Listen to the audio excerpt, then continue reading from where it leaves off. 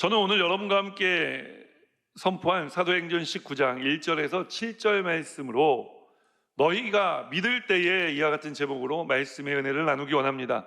오늘 말씀의 제목을 함께 고백합니다. 너희가 믿을 때에.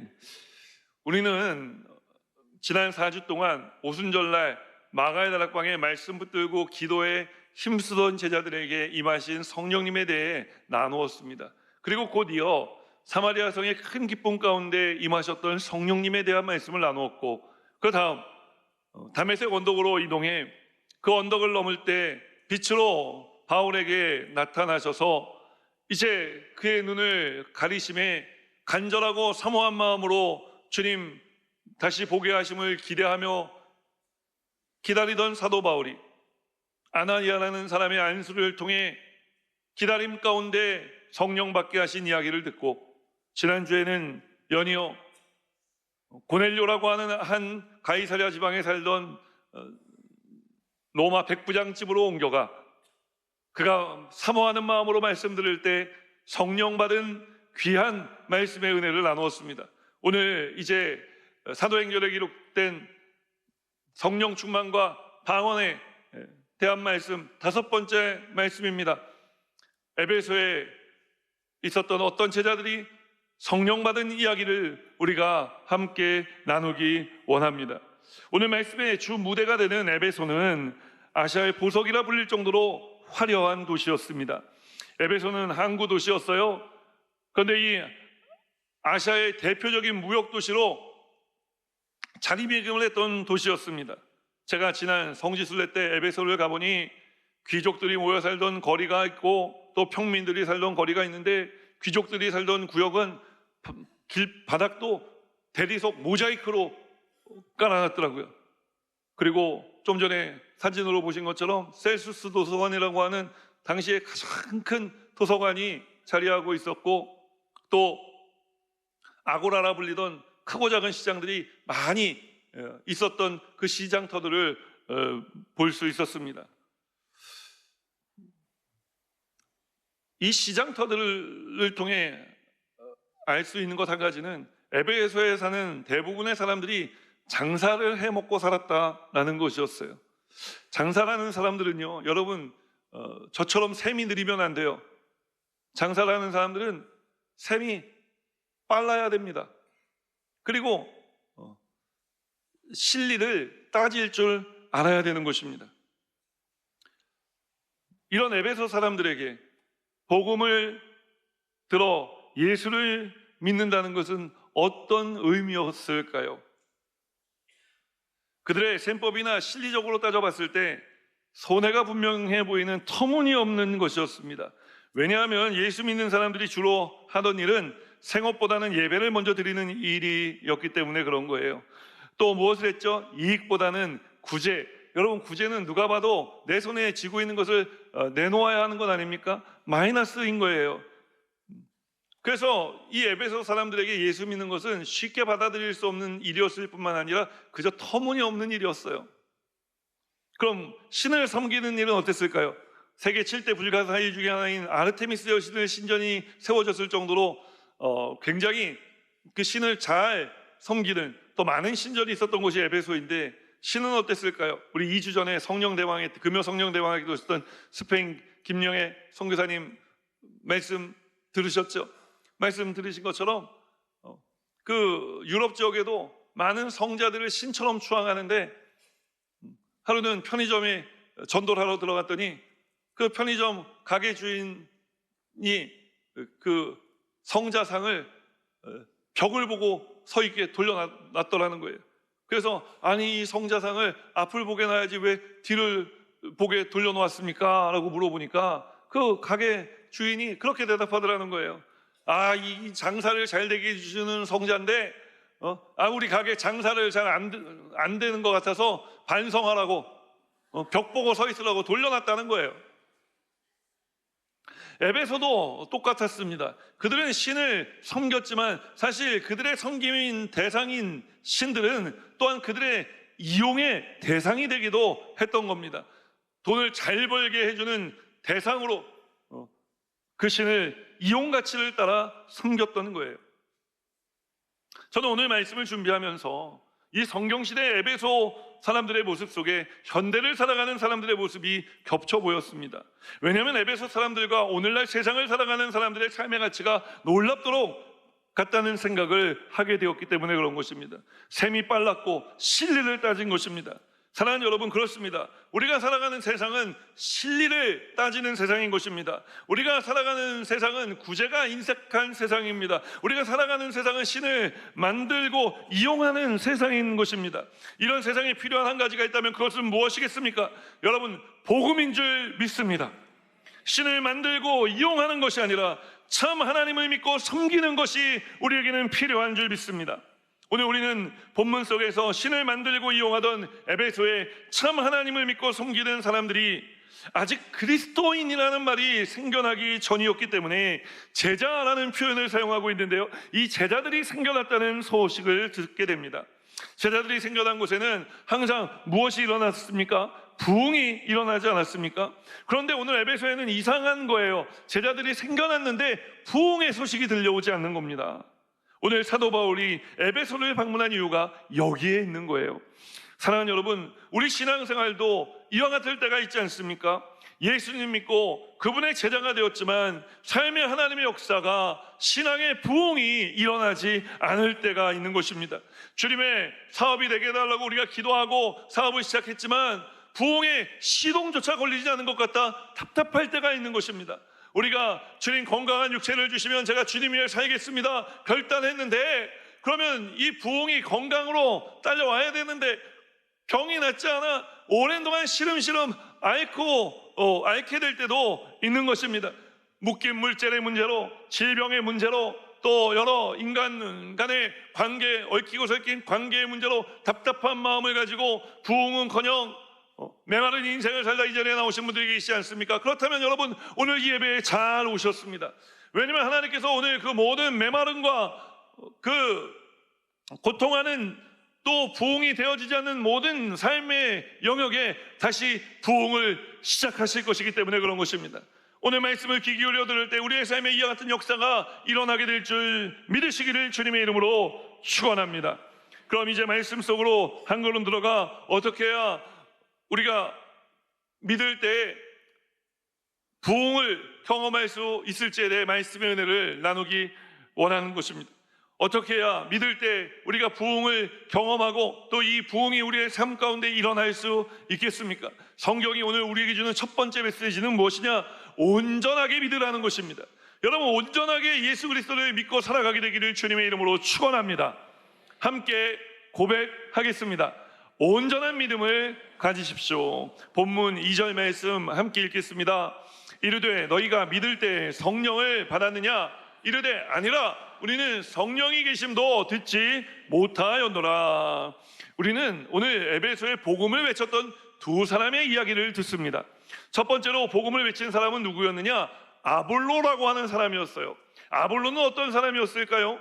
아볼로는 성경을 읽어보니 알렉산드리아 출신의 유대인으로 언변이 뛰어났고 성경에 능통했으며 일찍이 주의 도를 배워 열심히 예수에 관한 것을 자세히 말하며 가르친 사람이라고 이야기를 합니다. 과연 그런지 사도행전 18장 24절로 25절 말씀 함께 읽겠습니다. 알렉산드리아에서 난 아볼로라 하는 유대인이 에베소에 이르니 이 사람은 언변이 좋고 성경에 능통한 자라. 일찍이 주의 도를 배워 열심으로 예수에 관한 것을 자세히 말하며 가르치나 요한의 침례만 알 따름이라. 그러니까 예수님에 대해서 알고 있는데 예수님께서 침례 요한에게 침례 받으신 것까지만 알고 있었던 사람이라는 거예요.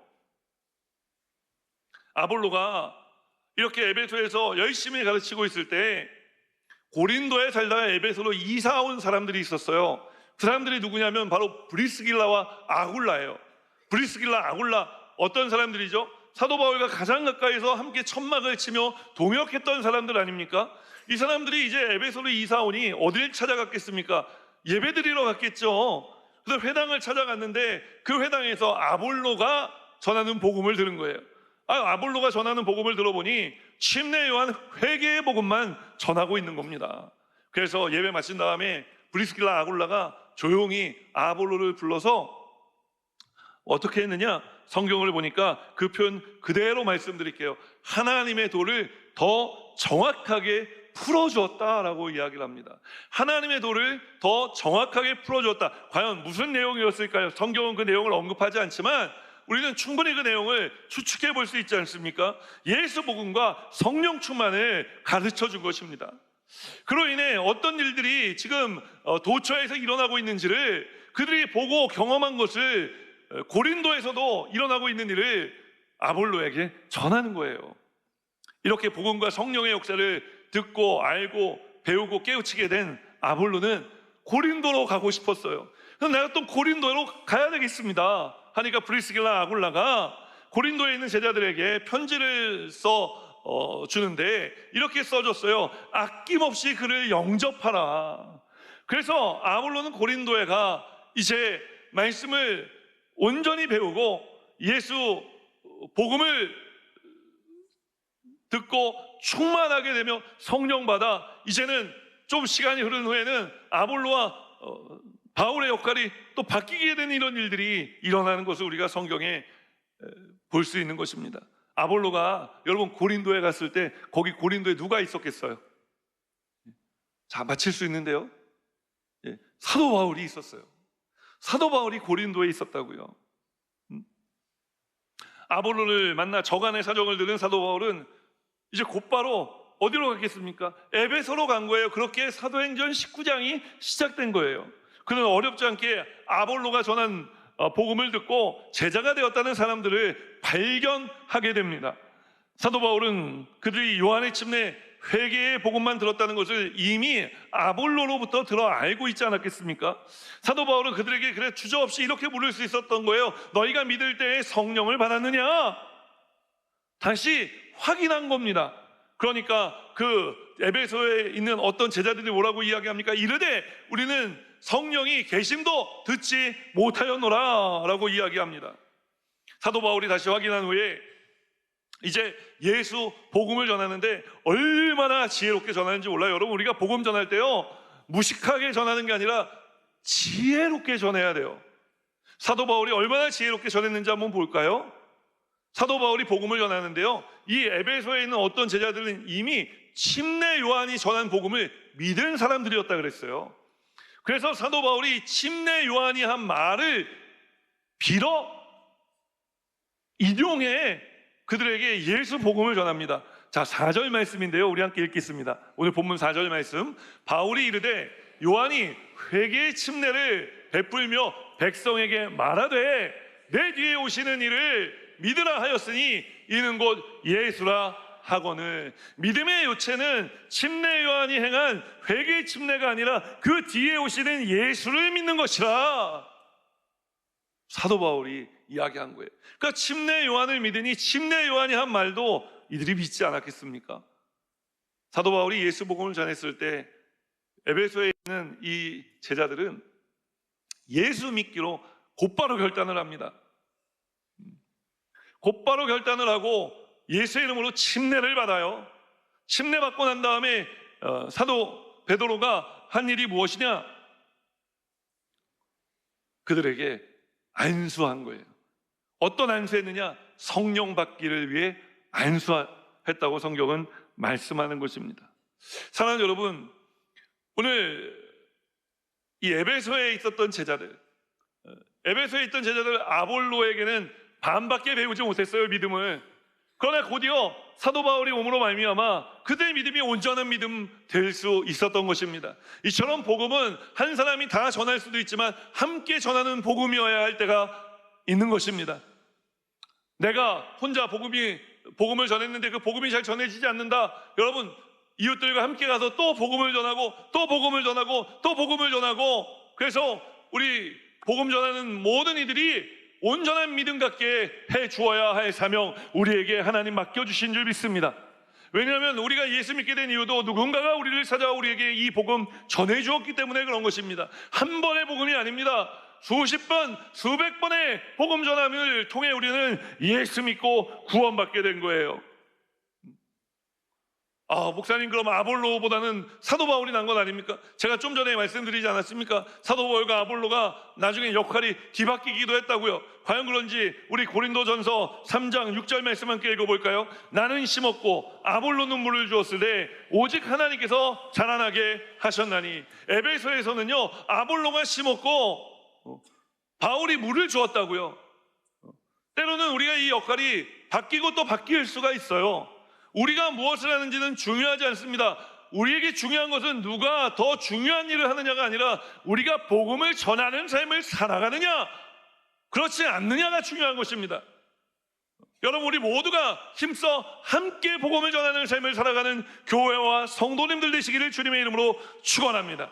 내 사업이 왜 잘 돼야 됩니까? 내 사업장이 왜 부흥돼야 됩니까? 여러분, 그 사업장을 통해 예수 복음 전해져야 하기 때문에 그런 것입니다. 왜 우리가 직장 생활하며 승진해야 됩니까? 승진의 이유는 내가 돈을 더 많이 벌어 교회에 더 많은 헌금을 내기 위한 것이 아니라, 여러분, 그 직장에 예수 복음이 전해져야 되기 때문에 그런 것입니다. 왜 우리 묶인 물질의 문제가 우리의 인생을 메마르게 하는 문제가 해결돼야 됩니까? 여러분, 그 해결된 이야기, 그 모든 이야기 속에 하나님의 역사가 있고, 하나님이 역사하신 이야기가 곧 복음이 되어 믿지 않는 자에게 도전이 되고 예수 믿게 하기 때문에 그런 것 아닙니까? 단순히 우리가 하나님이 문제 해결되어 하나님께 영광 올려드리게 하여 주옵소서, 이 정도에서 머물지 마시고 오늘 이 시간 믿음 한 단계 더 진보하시기를 주님의 이름으로 축원합니다. 그래서 이 모든 물질 문제, 또 우리의 인생의 문제들을 해결하시는 하나님으로 인해 주님, 제가 이것이 간증이 되어 예수 증인되어 복음 전하며 살겠습니다. 제가 발걸음 닿는 그 어디든지 그곳이 복음 전하는 곳이 되게 하여 주옵소서. 이런 믿음 가지고 살아가게 되시기를 주님의 이름으로 축원합니다. 그럴 때 여러분, 부흥은 일어나는 것입니다. 왜 교회가 부흥되지 않습니까? 교회가 바로 이 예수 복음, 십자가 사랑, 부활, 승천을 전하지 않기 때문에 그런 것입니다. 여러분, 저는 우리 교회 예배가 세련되고 멋있는 예배가 되는 거 원하지 않습니다. 물론 그런 예배가 되면 더 좋겠지만, 그것보다 우리 교회가 예수 그리스도 피 묻은 복음을 전하는 교회가 되기를 소원합니다. 예수 십자가 사랑이 증거되는 교회가 되기를 소원합니다. 부활의 생명으로 충만한 교회가 되기를 소원합니다.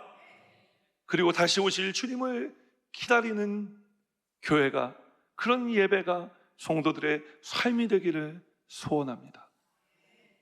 그럴 때 여러분, 교회에는 또 부흥이 일어나며 또 우리의 삶의 모든 영역에도 우리 하나님께서 막힌 부분들을 뚫어주시고 부흥케 하시는 줄 믿으시기를 주님의 이름으로 축원합니다. 여러분, 이 믿음, 주님을 향하는 온전한 믿음, 십자가에서 나를 구원하시고 부활의 생명을 나에게 주셨으며 그 부활의 생명으로 우리를 살아가게 하시며 다시 오실 주님을 소망하게 하시는 그 하나님을 믿고 살아갈 때 우리의 모든 삶의 부흥은 일어나는 줄 믿습니다. 이 부흥을 경험하며 살아가는 우리 여의도 복음문단교회 성도님들 다 되시기를 주님의 이름으로 축원합니다. 말씀 속으로 한 걸음 더 들어가 우리가 또 어떻게 해야 믿을 때에 부흥을 경험할 수 있겠습니까? 믿을 때 우리 하나님 부흥을 일으켜 주시는데, 이것을 경험하기 위해 성경이 주는 두 번째 메시지는 무엇이냐? 성령으로 충만해야 한다는 것입니다. 함께 고백하겠습니다. 성령으로 충만하십시오. 본문 6절 말씀 함께 읽겠습니다. 바울이 그들에게 안수함에 성령이 그들에게 임하심으로 방언도 하고 예언도 하니. 에베소 제자들은 모두 12명쯤 되었대요. 근데 이들 모두가 예수 믿는 믿음을 가지고 이제 살아가기로 결단한 겁니다. 그래서 예수 이름으로 침례를 받은 것까지 우리가 말씀을 나누지 않았습니까? 침례를 받았다는 것은 뭡니까? 갈라디아서 2장 20절에 사도 바울이 고백하는 것처럼 이제는 내가 죽고 내 안에 예수가 사는 것을 선언하는 것입니다. 우리가 이 선언의 말씀 다시 한번 마음에 새기며 갈라디아서 2장 20절 말씀 고백하겠습니다. 내가 그리스도와 함께 십자가에 못 박혔나니 그런즉 이제는 내가 사는 것이 아니요 오직 내 안에 그리스도께서 사시는 것이라. 이제 내가 육체 가운데 사는 것은 나를 사랑하사 나를 위하여 자기 자신을 버리신 하나님의 아들을 믿는 믿음 안에서 사는 것이라. 여러분, 이 믿음 안에 살아가시기를 주님의 이름으로 축원합니다. 자, 이렇게 믿음으로 살기로 결단한 이들에게 사도 바울은 안수합니다. 안수받을 때 이들에게 임한 것이 있는데 누가 임하셨느냐? 성령님이 임하신 것입니다. 예수 믿고 구원받아 온전한 믿음으로 살아가기를 결단하는 사람들에게 하나님은 성령을 선물로 주시는 줄 믿습니다. 사실 사도 바울의 질문을 통해 우리가 이미 알고 있는 것처럼 이들은 성령이 계심도 알지 못했단 말이에요. 그러니 예수 믿기로 결단하고 온전한 믿음을 갖게 되었지만 이들이 성령을 먼저 구했을 리가 없지 않습니까? 성령의 계심도 알지 못했는데요. 그런데 하나님께서는요, 이들이 믿기로 결단했을 때, 온전한 믿음의 사람이 되어 살기로 결단했을 때 성령을 구하지도 않았는데 선물로 척 줘버리셨단 말이에요. 이러면 아멘 할렐루야가 터져 나와야 되는데 이게 지금 얼마나 귀한 일인지를 모르고 너무 집중해서 듣고 계셔서 아멘을 못하신 거죠? 여러분, 이게 왜 놀라운 일이냐? 하나님께서 우리가 믿음 가지고 살아갈 때 성령 없이 살아갈 수 없다는 것을 너무 알고 계시기 때문에 우리가 미처 구하기 전에도 하나님께서 은혜로 우리에게 성령의 충만함을 선물로 주셨다는 거예요. 왜 성령을 선물로 주셨느냐? 우리 여러분 옛 어른들 틀린 말 하나도 없죠? 있나요? 저는 없다고 생각합니다. 그래서 여러분 어른들 말씀을 잘 들어야 돼요. 이것을 이제 한 50쯤 되니까 알겠더라고요. 옛날에는 제가 막 옳은 줄 알았어요. 옛 어른들 말씀 중에 작심삼일이란 말이 있어요. 여러분, 오늘 에베소 이 성도들요, 제자들, 내가 이제 막 마음이 막 불같이 뜨거워지고 내가 예수님 사람으로 살아야 되겠다 침례 받았는데 이거 며칠이나 갔을까요? 정말 거듭난 삶, 정말 예수의 사람으로 믿음으로 내가 승부 보며 살아가리라, 이 마음 며칠이나 갔겠느냐는 거예요. 3일 넘기기 어려웠을 겁니다. 아마 제가 이거 어떻게 하냐면요, 저도 물론 마찬가지지만 이 교회 전설처럼 내려오는 이야기 중에 하나가, 내가 오늘 받은 은혜 3개월 동안만 유지할 수 있으면 그 은혜는 평생 가는 은혜가 된다라는 얘기들이 이제 목회자 사이에 있어요. 근데 3개월은커녕 3일도 못 갈 때가 있는 거예요. 제가 예전에 청소년 사역을 할 때 보면 애들이 수련회 마지막 날, 이제 3박 4일 수련회면요, 마지막 날 닭똥 같은 눈물을 흘립니다. 제가 주님 없는 삶을 살았습니다. 제가 앞으로는 예수님 손꼭 붙들고 살겠습니다. 막 말도 막 못 이어 막 눈물을 막 펑펑 쏟으면서 막 아이들이 막 회개하면서 막 고백한다고요. 그냥 그 다음 주일 나오면요, 수련회 가기 전하고 똑같아져 갖고 와요. 제가 물어봐요. 넌 예수님 손꼭 붙잡고 산다 그러니 예수님 어디 가셨냐 했더니, 목사님, 제가 정말 믿음으로 살려고 했는데 예수님 자꾸 말을 걸어요. 자꾸 공부해야 돼, 기도하라고 그러고, 부담돼 갖고 살 수가 있어야 말이죠. 아니 그러니까 예수님을 어떻게 했냐고 했더니, 예수님께는 좀 죄송하지만 다시 묻어드렸습니다. 뭐라고? 그래도 목사님 너무 걱정하지 마세요. 동계 수련회 때 다시 만나자 했어요.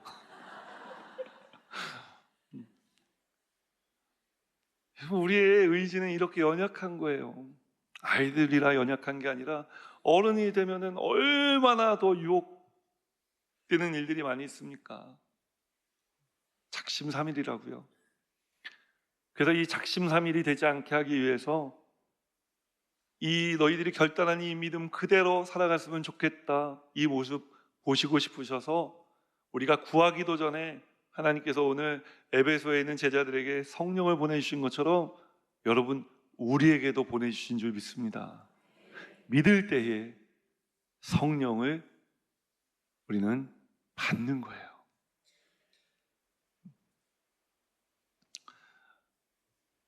그리고 이 성령 충만 받을 때 우리는 지금 제3자적인 입장에서 성경을 보잖아요.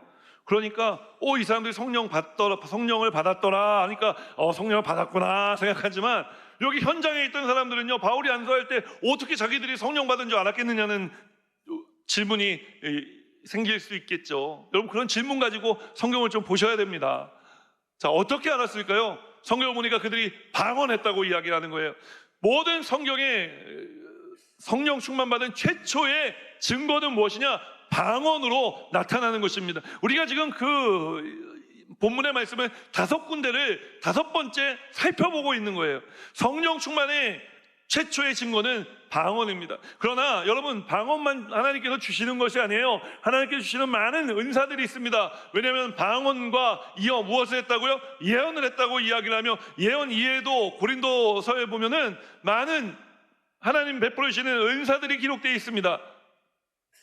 섬김의 은사, 가르침의 은사, 권면의 은사, 구제의 은사, 지도의 은사, 긍휼히 여김의 은사, 지혜의 말씀, 지식의 말씀의 은사, 믿음의 은사, 치유의 은사, 능력 행함의 은사, 영분별의 은사, 방언 통역의 은사 등 수많은 은사들을 우리 하나님께서는 우리를 위해 준비해 주신 것입니다. 여러분, 선물 보따리가 쌓여 있는 거예요. 근데 이 선물 보따리 우리가 원하기 전에도 주시지만, 우리가 구하고 원하면 하나님께서 또 우리에게 이 선물을 주시는 것입니다.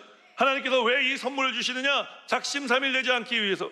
우리 작심삼일인데 3일 지나갔는데 믿음이 그대로 있는 거예요. 변질되지 않는 거예요. 여러분, 이게 얼마나 놀랍습니까? 그러니까 하나님 앞에 우리가 뭐예요? 감사하고 찬양하는 거예요. 감사하고 찬양함이 교회의 건강의 척도가 되어지고, 그래서 교회에 들어오면 슬픈 마음을 가지고 살던 사람들도 예수님을 함께 부르며 찬송하는 삶을 살아가게 되어지는 것이고, 찬송하는 삶을 살아가니 생각이 변하고 말이 변하게 되어지는 것입니다. 여러분, 감사하면요, 찬송하게 되어져 있는 거예요. 부정적인 사람이 긍정적인 생각을 하고 말을 하게 되어지는 것입니다. 그것을 통해 교회는 부흥하기 시작하는 거예요. 야, 저 교회 가면은 사람의 인생이 바뀌는구나.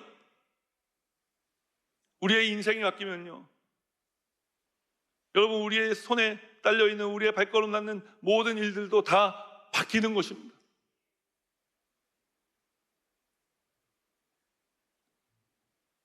그래서 늘 감사하고 찬송하는 삶을 살아가는데, 그냥 감사하고 찬송하는 삶뿐만이 아니라 이제 하나님 은사만 주시는 게 아니라 이 은사를 통해 우리에게 맺게 하시는 열매가 있어요.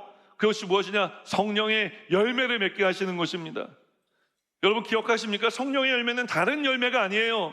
하나님께서 새롭게 해주신 내 인생에서 맺게 해주시는 열매라고요. 한 나무에서 맺게 해주시는 열매예요. 여러분, 포도송이 아시죠? 포도송이가 하나 있지만 거기 많은 열매들이 달려있지 않습니까? 그거 다 다른 맛입니까?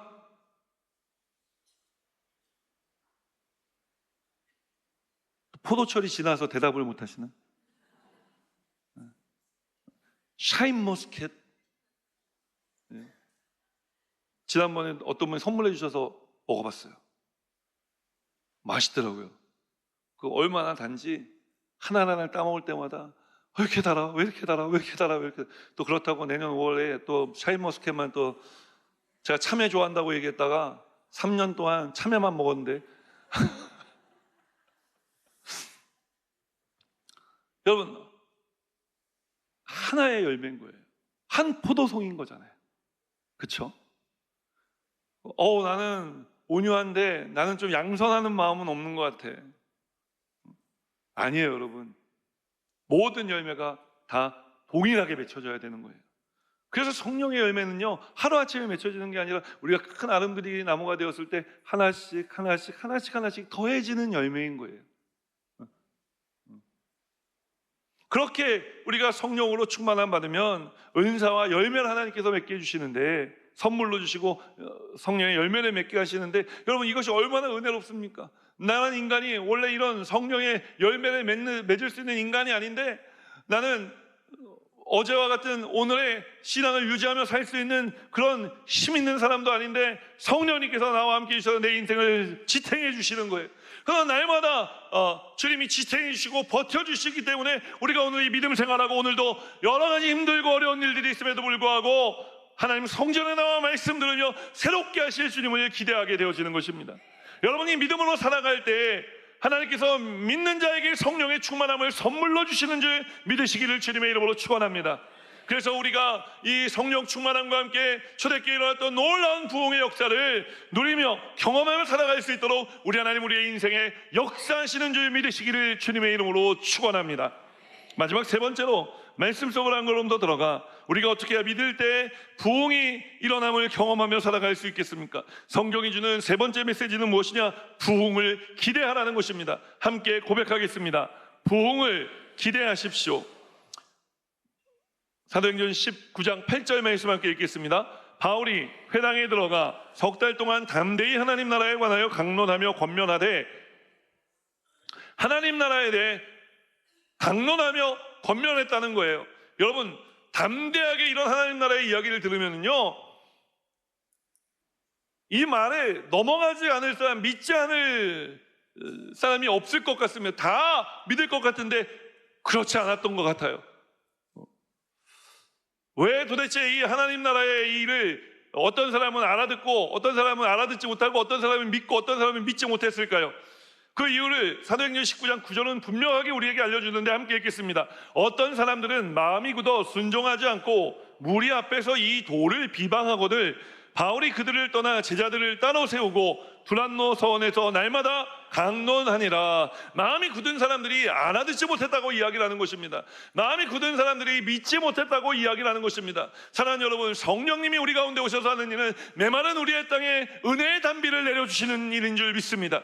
은혜의 단비가 내려 척박한 우리의 땅, 하나님 말씀이 심겨질 수 있는 땅이 되고 그 말씀이 심겨지고 싹이 나고 자라 30배, 60배, 100배로 말씀의 풍성한 역사가 일어나게 하시는 줄 믿습니다. 사실 예수님 제자들도 성령 받기 전에는요, 그들의 생각이 닫혀 있었습니다. 그들의 마음이 닫혀 있었습니다. 그런데 성령 받은 다음에 어떤 일이 일어났습니까? 사도행전 1장 8절에 예수님 말씀하신 그 말씀이 이해되기 시작한 것입니다. 오직 성령이 너희에게 임하시면 너희가 권능을 받고 예루살렘과 온 유대와 사마리아와 땅끝까지 이르러 내 증인이 되리라 하시니라. 이 말씀 성령 받은 다음에야 제자들이 이해한 말씀입니다. 여러분, 우리 삶에 우리가 살아가는 삶의 영역들이 있습니다. 하나님께서는 이 영역을, 이 지경을 우리가 넘어서기를 원하시는 줄 믿으시기를 주님의 이름으로 축원합니다. 이 지경을 넘어설 수 있는 우리의 경험을, 우리의 한계를 넘어설 수 있는 유일한 한 가지 방법이 있다면 여러분, 그것은 우리가 성령 충만한 것입니다. 성령 충만할 때 우리가 하나님 나라를 바라볼 수 있게 되고 그 나라를 이해할 수 있게 되고 그 나라를 꿈꿀 수가 있게 되어지는 것입니다. 하나님의 나라는 어떤 나라입니까? 하나님이 통치하시는 나라입니다. 여러분, 우리의 삶에 하나님 통치가 임하면 우리의 삶이 하나님 나라가 되는 줄 믿으시기를 주님의 이름으로 축원합니다. 하나님 통치가 임한 우리의 발걸음이 닿는 모든 것이 하나님 나라 되게 우리 하나님은 역사해 주시는 줄 믿습니다. 여러분, 성령 충만한 사람과 성령 충만하지 못하는 사람, 하나님 나라를 바라보고 살아가는 사람과 하나님 나라를 바라보지 못하고 살아가는 사람, 믿고 살아가는 사람과 믿지 못하고 살아가는 사람, 이런 사람들의 삶은 차이가 나고 구별되는 것입니다. 오늘 하나님께서 사모하는 마음으로 이 말씀을 듣는 우리 귀한 성도님들의 마음을 녹여주신 줄 믿습니다. 돌덩이 같은 문제도 녹여주신 줄 믿습니다. 부흥을 가로막고 있는 모든 문제도 우리 주님이 녹여주신 줄 믿습니다. 부숴주신 줄 믿습니다. 이제 우리는 부흥할 것입니다. 우리의 삶의 모든 영역이 부흥될 것입니다. 사업이 살아날 줄 믿습니다. 목사님, 경제적인 사정 너무 모르시나 보다. 그냥 살아난다고 해서 살아나는 게 아니라고요. 여러분, 제가 말씀드렸잖아요. 심는 사람 따로 있고 물 주는 사람 따로 있을 수 있지만 자라게 하시는 이는 하나님이시라니까요. 하나님이 하시면 되는 것입니다. 이 어떠한 불경기가 다가오더라도 우리의 사업은 이제 부흥됩니다. 여러분, 우리의 가정은 부흥됩니다. 우리의 묶였던 문제도, 물질의 문제도 다 풀어지고 부흥될 줄 믿습니다. 억울한 일 당한 것도 다 풀어지고 하나님께서 신원시켜 주시고 회복시켜 주실 줄 믿습니다. 여러분, 우리는 부흥되는 일만 남아있는 줄 믿습니다. 오늘 이 부흥을 경험하며 살아가기 위해 에베소의 제자들처럼 믿을 때에 성령 주신 하나님 바라보시기를 주님의 이름으로 축원합니다. 그래서 우리의 믿음이 과거의 믿음이 아니라 오늘의 믿음이 되어 살아가기를 주님의 이름으로 축원합니다. 과거의 믿음이 아니라 오늘의 믿음이 되어 살아가기 위해서 오늘 우리는 그 자리에서 다시 일어서는 믿음을 가져야 할 줄 믿습니다. 우리 함께 이 찬양 고백하며 함께 기도의 자리로 나아가겠습니다.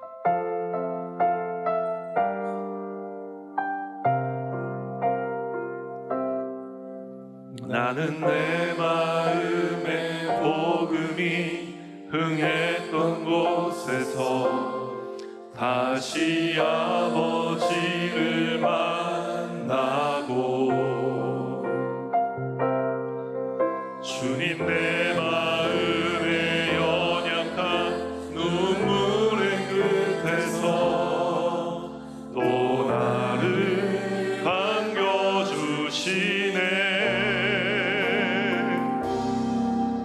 작다 생각했던 그의 부르심 다시 나를 회복해 하시네. 다시 일어나 주를 예배하니 내 모든 기쁨이 되니 그의 기쁨 되어 삶의 모든 순간을 주께 다 내어드리니 다시 일어나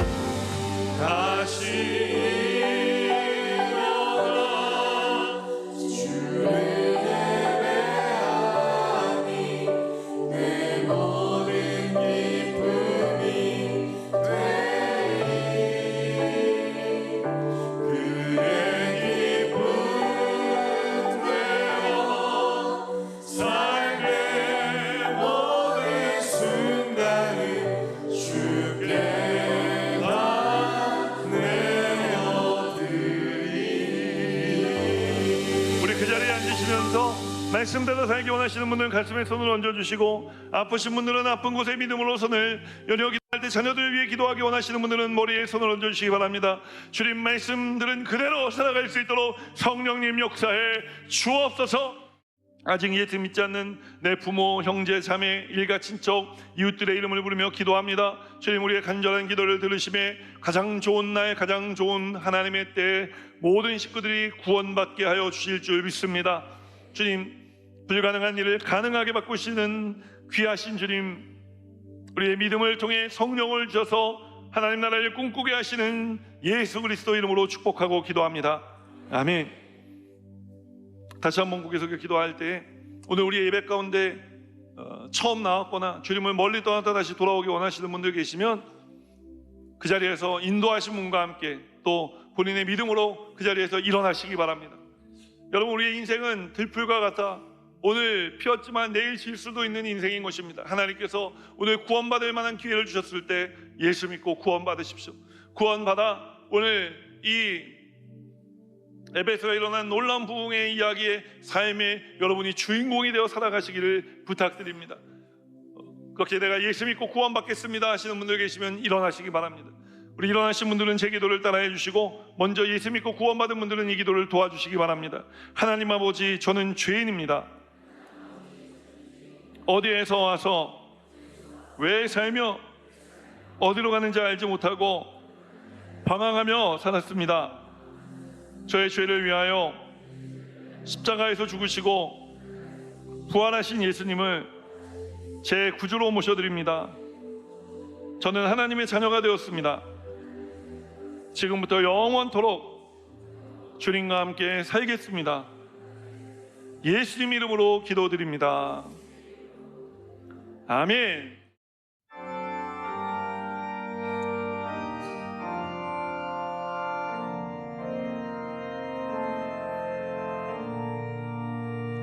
하늘에 계신 아버지, 이름